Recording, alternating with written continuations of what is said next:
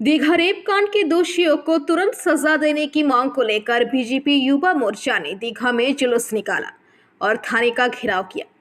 पश्चिम बंगाल विधानसभा विपक्ष के नेता शुभेंदु अधिकारी भी जुलूस में शामिल हुए। आपको बता दें कि रविवार को एक पर्यटक लड़की को होटल दिलाने के नाम पर दुष्कर्म करने का आरोप कुछ सामाजिक तत्वों पर लगा है। कथित तौर पर पर्यटक लड़की के पुरुष मित्र को पेड़ से बांधकर उसके सामने ही उसके साथ बलात्कार किया गया। घटना में पुलिस पहले ही 2 लोगों को गिरफ्तार कर चुकी है, लेकिन खूबसूरत समुद्र तट दीघा में ऐसी नारकीय घटना से पर्यटकों के में डर पैदा होने लगा है। उनकी सुरक्षा को लेकर सवाल उठने लगे हैं। इन सब के बीच बीजेपी खुलकर सामने आ गई है और विरोध प्रदर्शन शुरू कर दिया है। আমরা এখনো মনে করি তারা চটিচাটা হয়ে গেছে। আমাদের মধ্যে দুঃখটা বেরিয়ে আসছে, যেখানে আমাদের মমতা ব্যানার্জি একজন মহিলা মুখ্যমন্ত্রী হয়ে তিনি যদি মহিলাদের প্রতি কেয়ার না করেন, আমাদের হাতে তুলে নিতেই হবে, কিছু করার নেই। তবে পুলিশ যথারীতি তারই ভাষায় কথা বলছেন, হ্যাঁ আশ্বস্ত করছেন হবেটা তো একটা একটা টান রেখে যাওয়া হবে।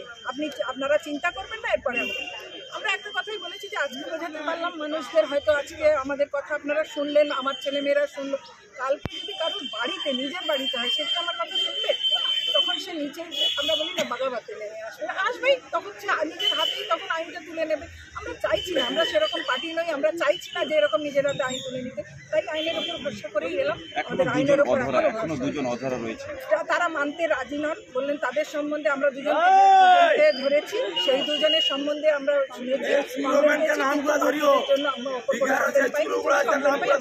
দীঘার মতন পর্যটন শহর, পর্যটকরা এখানে গ্রামের মহিলারা এখানে ব্যবসা করতে যায়, সেক্ষেত্রে আজকে ডিভিশন দিয়ে কতটা মনে হচ্ছে যে নারী সুরক্ষা বা নারী মোটেই ভালো তো নেই, একেবারে নারী সুরক্ষা নেই। তবে আশ্বস্ত করছেন পুলিশ। দেখুন, আইনের উপর প্রত্যেকটা মানুষের আমি মনে করি ভরসা থাকা উচিত, সেটা সর্বোচ্চ ব্যাপার।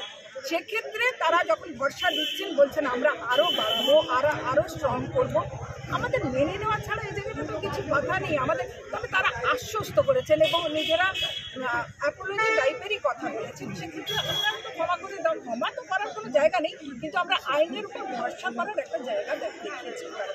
পরবর্তীকালে দেখা যাচ্ছে সামনে একটু লোকসভা ভোট, এটাকে নিয়ে রাজনীতি চর্চা চলছে, সাধারণ মানুষ কতটা নিরাপদে থাকতে পারবে না বলে আপনারা কি মনে করেন এটা রাজনীতির অন্তর্গত?